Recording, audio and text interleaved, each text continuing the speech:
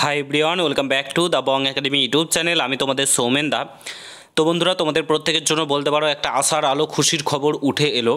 ডাব্লিউবিপিআরবির তরফ থেকে একটা অফিসিয়ালি নোটিশ প্রকাশিত করা হয়েছে, ঠিক আছে, যেখানে বলা হয়েছে যে তোমাদের যে কাস্ট, ওবিসি কাস্ট, প্রত্যেকের জন্য না, যারা অ্যাকচুয়ালি ওবিসি এ এবং ওবিসি বি রয়েছে তাদের জন্য একটা নোটিশ প্রকাশিত করা হচ্ছে। সাবকাস্ট চেঞ্জের জন্য কিন্তু নোটিশ প্রকাশিত করা হয়েছে, এডিটিং উইন্ডো ওপেন করা হয়েছে, ঠিক আছে। এটা প্রত্যেকের জন্য না, এটা বলে রাখি, তোমরা যারা যারা ওবিসি রয়েছে তাদের জন্য, ঠিক আছে। নোটিশ প্রকাশিত করা হয়েছে আজকের ডেটে, তোমরা এখানে দেখতে পাচ্ছ 30/7/2025 notice of changes subcaste more backward classes OBC A OBC B category, ঠিক আছে।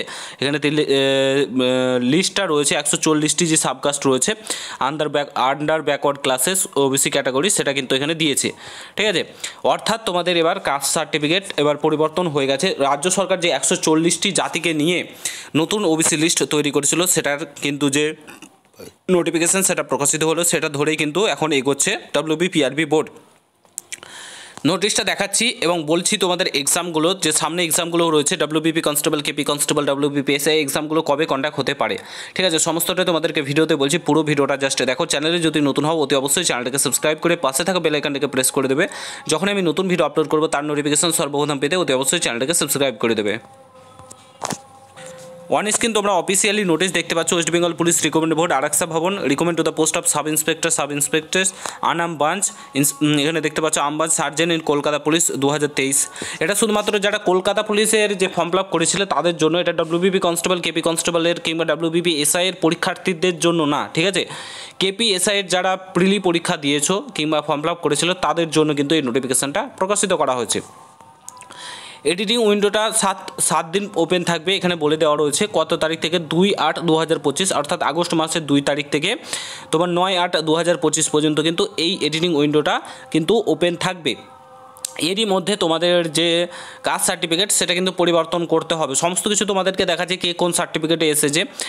এখানে একটা জিনিস ভালো করে লক্ষ্য করো, এখানে বলে যে 140টি সাবকাস্ট রয়েছে, ঠিক আছে, আন্ডার ব্যাকওয়ার্ড ক্লাসেস, যেটা মুখ্যমন্ত্রী অ্যানাউন্সমেন্ট করেছিলেন, মানে লিস্ট প্রকাশিত করেছিলেন, এবং কলকাতা হাইকোর্টের রায়ের উপর স্থগিতাদেশ দিয়েছিল সুপ্রিম কোর্ট, ঠিক আছে, কিছুদিন আগে, তোমরা জানো। The result is subject to পরবর্তীকালে depend upon the final outcome of the court, ঠিক আছে।